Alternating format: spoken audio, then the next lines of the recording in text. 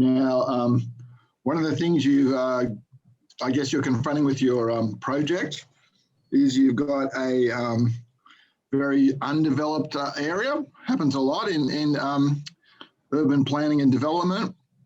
And you've got to work out how you can finance a whole range of infrastructure.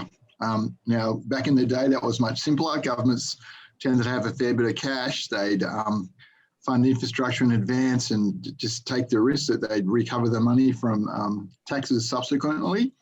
These days, governments aren't really in that position. So they're looking for lots of different ways to finance infrastructure, such as the infrastructure required in your project area. So I just want to talk about some of the different strategies governments have used that you might like to think about. So I'm going to talk a little bit about what is infrastructure, just as a bit of background. You're probably across that. Why financing is important. I'm going to talk briefly about public transport, but mostly focus on international examples of infrastructure financing that you might consider, and then talk about a model that's used a lot in New South Wales, which is pretty straightforward in terms of impact fees. There's just a definition there about what infrastructure is. I'm pretty sure you're across that. You can just read the slide at your leisure. Sometimes it gets split up into different sorts of categories. So local and regional infrastructure. So in the park space, a local infrastructure would be a local park, which just means people in the local area, maybe from a couple of kilometres would walk to the park. So regional infrastructure would be a park that people would drive to across the, or drive to, or commute to across the region. That's terrible that a planner says people have to drive to go to a park. I apologise.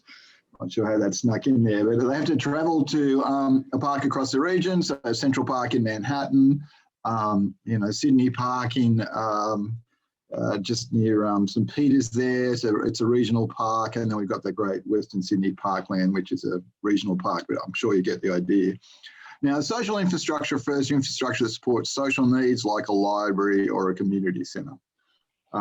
So a lot of times we focus on transport infrastructure, but there's lots of other local infrastructure you'll need to make a place work. Now, the financial characteristics of infrastructure are usually that they're quite expensive, and the big thing that many, particularly local councils, find, or even state governments, the large expense a lot of times these days is in the price of urban land. So once a area is zoned for urban uses, land becomes more expensive. And if you have to buy that land, say, to create a park, you end up paying a fair bit of money for it. So we're going to talk a little bit about what some opportunities might be for government if they actually own some of that land. And the opportunity, obviously, is if they own that land, they don't actually have to buy land for a park. They can use their own land. So we'll come back and talk about that, because there's some particular opportunities there. The other thing about infrastructure, the payback periods are quite long. So like a road project, or you might try and finance over a 30-year period. So that becomes harder because you're actually asking to pay that back over a long period. There's rising community expectations. So it was pretty common when I was a kid in the suburb that I moved into as a 3-week-year-old. There wasn't much in the way of local infrastructure. There was the roads were there. There wasn't much like curbing and guttering. There was no footpaths. They sort of came later. It's pretty unlikely that you're going to run a new community like that these days. So with rising community expectations, people want a whole pile of stuff when they arrive. So you have to work out how you can fund it. Now, it's a particular problem in cities with rapid growth, such as Melbourne and Sydney, because you need to keep spending money on infrastructure, even though after the pandemic, that's probably less true. I don't know if you saw that story on the weekend, but there's an interesting piece from the Centre for Population in the national government in Canberra, where they're now saying that Melbourne's going to go past Sydney in about 2026, which I think is pretty interesting. But both those cities are going to be growing less. Okay, in your particular case study, it's less of an issue of metropolitan growth. It's people turning up to a new development in a region, but you still got to fund and work out how you're going to manage the growth or stage the infrastructure in the case study area over time.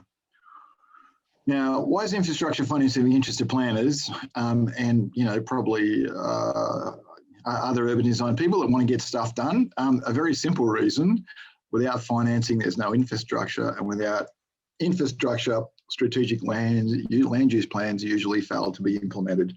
So you've got a lot of wonderful plans that never actually happened because governments weren't prepared to commit funds to provide infrastructure that would allow them to happen. So we're going to come back to that issue maybe in questions. Now, the other thing that's interesting about infrastructure, there is often a lot of political interference in decision making. So infrastructure decisions are very political decisions. If you put infrastructure in a particular area, you tend to increase the value of developments in that area. So there's a lot of lobbying to get infrastructure in particular areas, both by developers. The other thing that happens, however, is governments are oftentimes interested in providing infrastructure in communities where they think there might be a political advantage. And the unfortunate example that I commend to you in this Grattan Institute report from back in 2016 called Roads to Riches. And this is where a road between Geelong and Colac in Victoria, okay, so Geelong's a regional city in Victoria, and there was a very, very expensive road built between Geelong and Colac. It was like a four-lane road that basically would carry much more traffic than ever travels between Geelong and Colac. And you can sort of guess, I'm sure, Colac was essentially a marginal seat. So the politicians thought if they built that road, they would basically get a lot of votes from Colac residents who would now have this absolutely super duper road between Geelong and Colac, and that's exactly what happened. Unfortunately, that road was very expensive, and instead of putting funding into areas maybe with greater need, that road was built. Okay, there's a little discussion question which I think we'll skip over here, but it's essentially around the issue of political interference in decision making as a way of getting votes. And we've seen that recently in Canberra in the sports rorts. We've seen that local government fund in New South Wales. It's a bit of a feature of infrastructure funding, unfortunately, but it's something that you've got to bear in mind in your case study. You've got to work out whether governments are going to be prepared to fund infrastructure. Okay, so I just wanted to talk a little bit about public transport. Okay, so and this is particularly a problem in regional areas because you tend not to have high demands like you do in Sydney and Melbourne. So it's harder to justify public transport expenditure. So classically, in a place like you're looking at, the public transport is probably going to be a bit of a bus network. And the dilemma usually in a development sense is the frequency of the bus network. So there's a lot of like a complementary case study you might think about is the south coast of New South Wales, where again you've got an attractive coastal area. You've got a major centre which is Nowra, and there's a string of quite small centres that extend down the south coast. They try and connect back to Nowra as a way of connecting to services and retailing and everything else.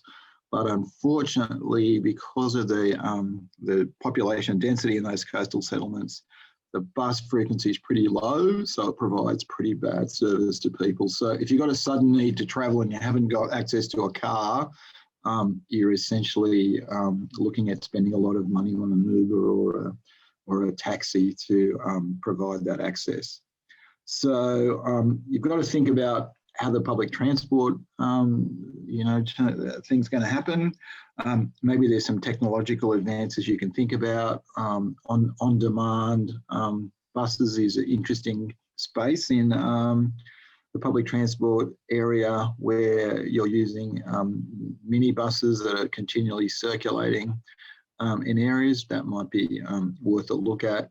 Or perhaps you'll look at the idea of drones providing some of that access, which maybe not be as far away as we think. Anyway, let's just talk about some international examples of infrastructure funding mechanisms that you might find interesting. One of them comes from the US, which the Property Council in Australia has long advocated as a particular opportunity. And it's used by US cities as an economic development tool to encourage the redevelopment areas in need of revitalisation and brownfield remediation. They were first introduced back in 1952 in California, and they spread across the US. Okay, and so the way a tax increment financing works is usually it's local government. Takes out a loan, okay, and does this through a financial instrument called a bond, and it actually has to pay the interest on those bonds. So they might be 10 or 20 years bonds, usually 20 years, and the interest they have to pay, they fund from the increasing rate base. Okay, so they say, okay, we're about to develop an area. Let's issue a bond or a debt instrument just before, or borrow money just before we start development. And as we get more dwellings and other industries locating in our new development area, they'll pay rates, and that increasing cash flow from your rate base will be used to fund that debt. Okay, now, pretty simple model, very popular. The only time they really struggled, TIFs in the US, was in the GFC, where a lot of councils actually were so broke, or city governments were so broke, they couldn't actually make the payments on the bonds, and several of them went into liquidation as a result, or the cities became bankrupt. That was a fairly unique case. We probably thought it was unique. Then we've had the pandemic, and a lot of city budgets are also under pressure in the US, but it's worth thinking about a tool that looks a little bit like that. Okay, now, in your case, the council mightn't issue bonds, but even if they just take out something more straightforward like a loan from another layer of government, or indeed even financial institutions, they've got an ability to make that repayment stream from those increasing rates. Now, the dilemma would be for the government is if no one actually decided to live in the area that they were spending money on. Okay, so in economics we call that revenue risk. Okay, so the revenue risk is you won't make the revenue stream because the revenue stream from rates just doesn't occur. So that's something that the council would have to be pretty confident about before they probably went down that debt path. Okay, now another way that certainly internationally we funded infrastructure is to use something called Betterment levies. Okay, and they're direct charges on owners of selected properties who will benefit from infrastructure provision. Okay, so typically it might be the landowners in an area that you're going to redevelop, and you actually ask them to pay a levy. Okay, sometimes it's a short-term levy, other times it might be a 20-year levy, on the basis that they're going to be direct beneficiaries from that infrastructure provision. So a recent example in the UK is from Crossrail, which is one of London's largest new rail projects. It's pretty close to completion. And they actually charge businesses in London a business rate supplement of 2% to the value of non-domestic properties over a 30-year period to pay for a portion of the $7.6 billion of this project. I think it might have funded maybe 20, 30% of the project. So it didn't completely fund it. It was like a supplement to funding. Now, this example is very popular with developer lobby groups like the Urban Task Force. And the reason obviously is because the value is on non-domestic properties. They don't charge dwellings, they're charging businesses. I suspect in the case study you're looking at, it would probably have to charge both sorts of landowners. Okay, so the landowners will complain about it to some extent, but just the way people always complain when you charge them extra taxes. But if you can open up a development area, obviously you're changing land use values from a rural, essentially a rural value, which might be quite low, to a residential value, okay, or in a business case from a rural use to an industrial or commercial use. Now, what you're doing through that infrastructure provision is adding multiples of value to their property. So if they're interested in increasing the value of the property, even though they moan, they can see a lot of benefits. So if you like, in the London case, their properties are all already valuable, and they're charging them a small supplement because they're going to become more valuable as a result of Crossrail. In your case study area, you're changing quite low land values into considerably higher residential land values. So you can imagine that the business rate or the rate you charge in a betterment levy would be considerably more than 2%. Okay, now the dilemma is if you're a asset rich and a cash poor landowner, you've got to raise the money to pay those supplements. But the upside is, at the end of the day, your land's going to be much more valuable. So if you're a rational financial operator, you simply borrow the money to make those payments because you're going to get a payday at the end of the day. And it's on the premise that if you don't have infrastructure, you won't have development. So that's a common strategy. So there's a little slide from the Crossrail. Not that anyone's going to London soon, but when you get there, you could have a look at that. So, so the Betterment levy is a sort of example of this general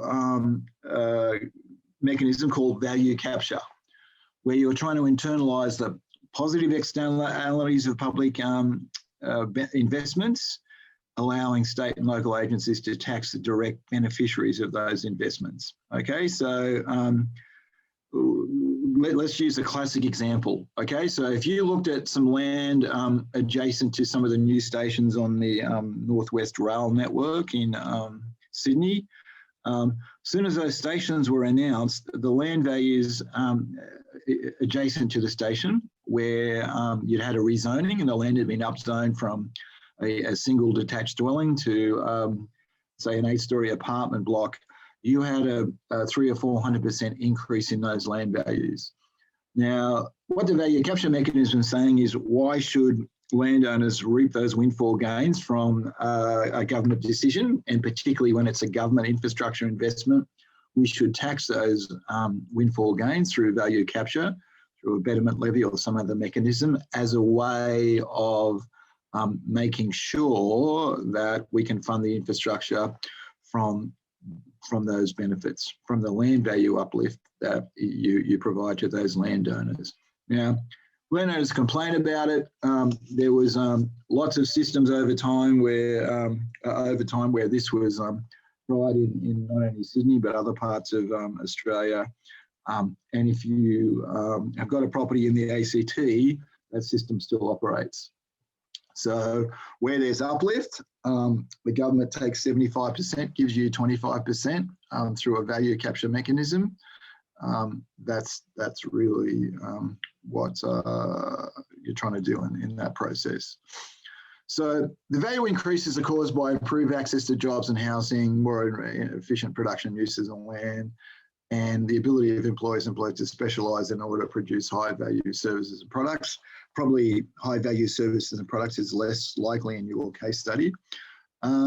So yours isn't essentially urban renewal in that it's more regional development, but the same principles would apply.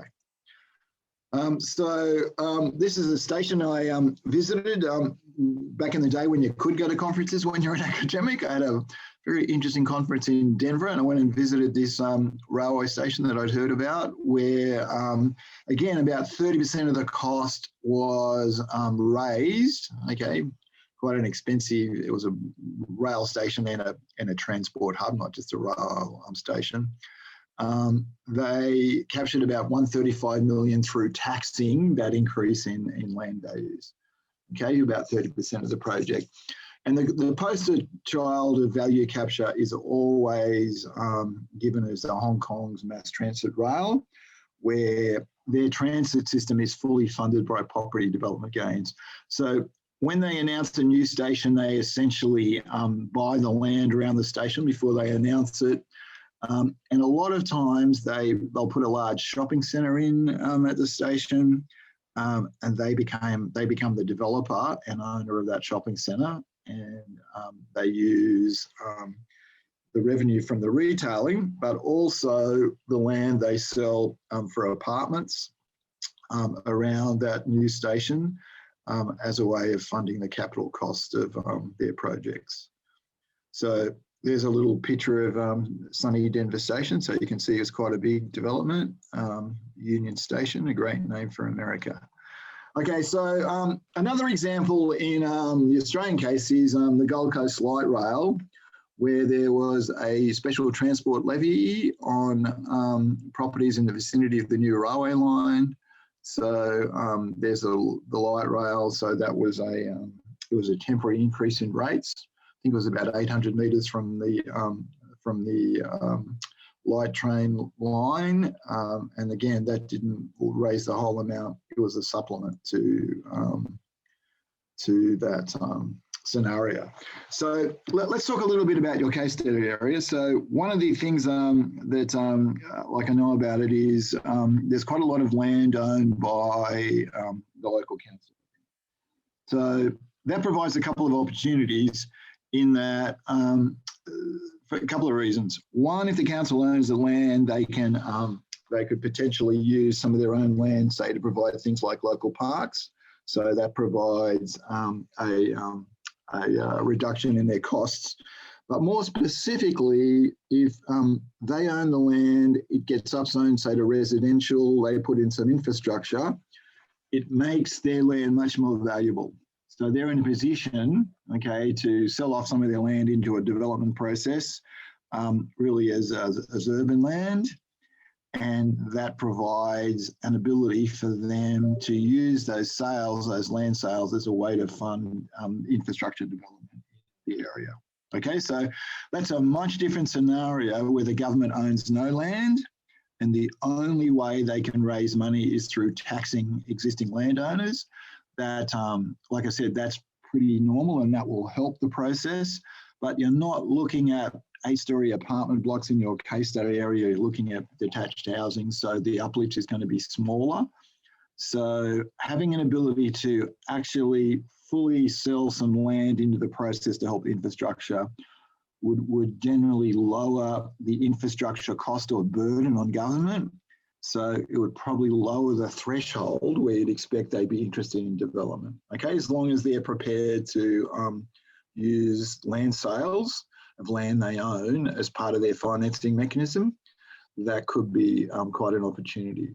Okay, so if you had two sites, one where government owned 30% of the land, say, and another site where they own 0, normally what governments would develop the site they own the land on first. Okay, you're interested in it. And like a classic example of that in recent history in Sydney, and I'm directly affected as a Sydney University employee, there was 2 sites they were looking at for a train station for the new one of the new metros. One of them was basically about 400 metres from my office, which was on land provided for free by the university. And the other was over at Waterloo, where the government owned a swag of mostly public housing land. Okay, now despite all the Transport Agency and everyone else recommending the University of Sydney site because it made a much more transport sense, in that it could deliver from day one a very large number of passengers. A university with 35,000 students and 4,000 staff is going to give you a fair few passengers into a train station. Instead, they opted for the Waterloo case study because they owned the land, they could sell it into the process. And they owned the land around the station. They could sell that land, make money, particularly because they rezoned it to very high density towers, and as a result, reduce their infrastructure spend. So even though it didn't make as much transport sense, the government went with the land. So I would argue governments normally will do that. So if in your case study area, the local government's got an opportunity through owning that land, they might see that as a way of bringing forward a development that otherwise might be lower down the pecking order. Okay, so I just want to talk a little bit about development charges, and this is looking at the example of road infrastructure costs. Okay, so this provides the countervailing view for developing your case study site intensely. Okay, and Martin Nichols, who did a PhD with me at Sydney University maybe 5 years ago, used to be the network manager for the old RTA in New South Wales. So he spent a lot of time deciding where to put roads. And he's recently done a project for Lake Macquarie Council, where he's tried to estimate the various infrastructure costs, particularly road infrastructure costs, with developing land in different parts of Lake Macquarie. Okay, Lake Macquarie is a little bit like your case study area in that it's got it's quite close to the coast. It's attractive. It's a very large municipality, and it's got development all over the place. And various people are quite keen to get their land zoned from rural into residential. So Martin has been up at Lake Macquarie looking at those various costs.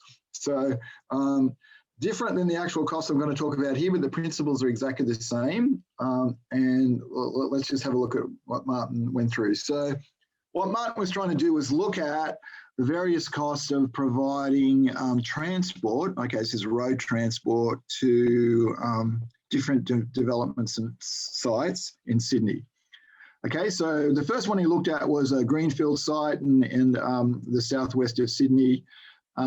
And we probably haven't got time to go through all the logic here, but when we look at what all those costs add up to, okay, the road capital costs, okay, to provide what we call the current level of service, okay, so to provide good flows on road, you've actually got to build a fair few roads to do that.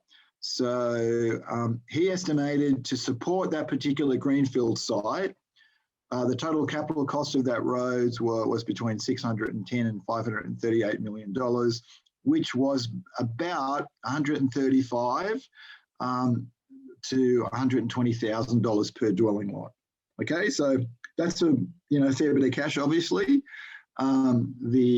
Usually the developer's not paying a charge anywhere near that, so the taxpayer is usually got to stump up that charge. Okay, so he's looking at these sites from the example of what the state government would end up paying, as well as a local council, because he's connecting those local roads up to major arterial roads in Sydney. Okay, the second example he looked at was a middle suburban site up at Epping, near a high density rail line. So 98 apartments with some commercial and retail space. Okay, and he estimated the capital cost for that development was about $24,000 per household. So the total capital cost was $2.4 million because there was a road network around that development. Still had to pay a reasonable amount of money, so it was about $24,000 a household.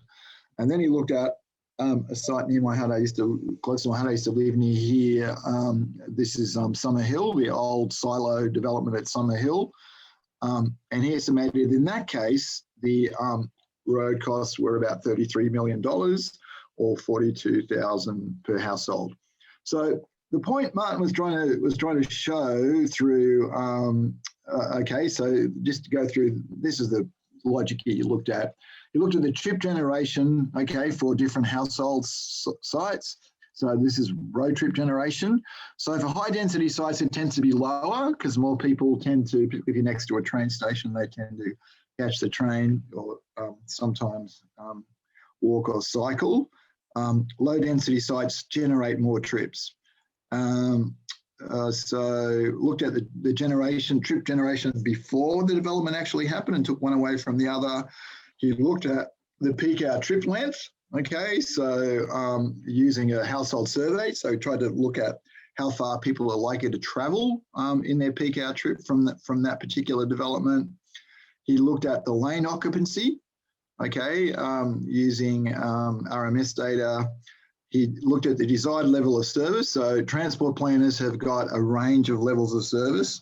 Okay, so if you're the worst level of service is if you're in a traffic jam most of the peak hour. Free flowing is the best level of service.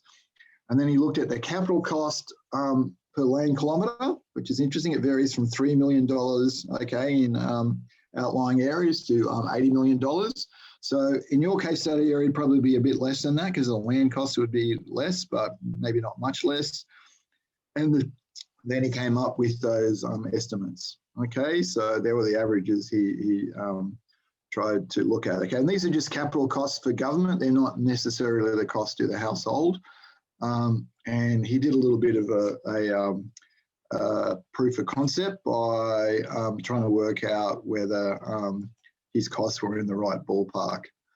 Okay, so he added all those costs up, ended up with about for Sydney to keep developing, it needed about $2.65 billion per annum on road costs, and the government spending less than that, and he's observing the network is becoming increasingly congested, so he thinks he must be close. Okay, so he thinks his numbers are about right. But, okay, so what are the things to think about then in terms of infrastructure, from a planning perspective, is you're trying to look at, okay, in terms of efficient use of land for new development, what the infrastructure requirements might be, say, per 1,000 new households in different parts of the city, or in your case, different parts of the region. And you're trying to avoid areas where infrastructure costs are excessive. So one of the things you've got to think about in your case study is get a sense of what some of the road costs are likely to be, and also get a sense of what level of government might be prepared to pay them. Okay, so that really depends on sort of the road, the population density in terms of what you might need to service the road. So if it's a population level you can serve from a 2-lane road, then obviously it's much different than if you're requiring a 4-lane freeway, or in Sydney's case, a lot of times roads with tunnelling. Okay, so anyway, just something to think about. Now, I'll just finish off talking a little bit about impact fees, and then we'll have a chance maybe to go to questions.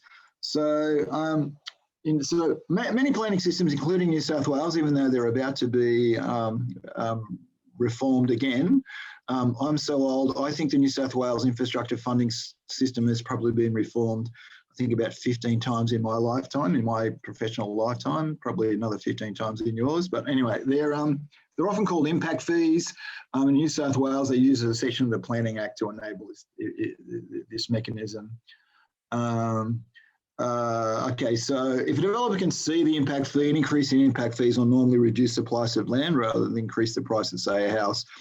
And house prices are set in the market, not by any single developer. Now, this is a line that developers always take. They always say we just add the infrastructure charge onto the cost of housing. That would work if a developer could set the price of housing. They normally can't, okay, unless they've got a complete monopoly over housing in an area. So the cost of housing is set really by the market. and what they do, they're price takers. And given that, if they can see the impact fee, the cost is usually passed back to the landowner. Okay, so that's something to think about, because you might be thinking about, as part of your development, some impact fees to try and fund part of the infrastructure.